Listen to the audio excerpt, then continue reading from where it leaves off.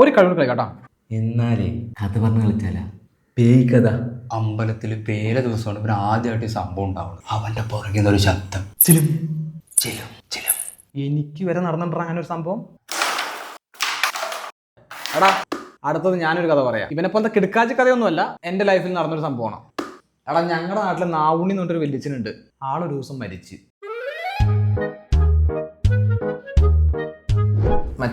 ഒരു ദിവസം ലീവ് കിട്ടിയപ്പോൾ ഞാൻ നാട്ടിൽ പോയി.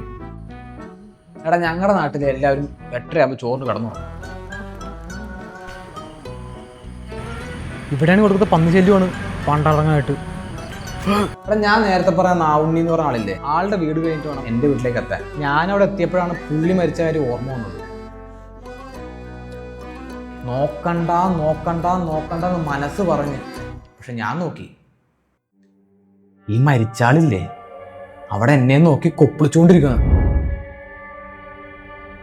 കൊപ്പിളിക്ക്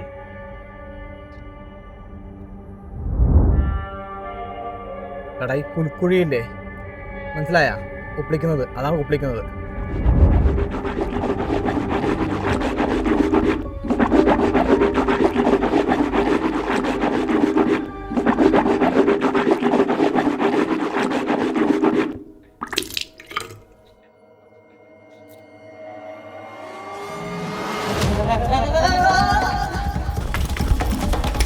ഇതൊക്കെ ആരെയും പറഞ്ഞാൽ വിശ്വസിക്കുമോ? പിന്നെ വിശ്വസിക്കുമോ? അതാരാ? എന്നാ വിശ്വസിച്ചേ പറ്റുള്ളൂ.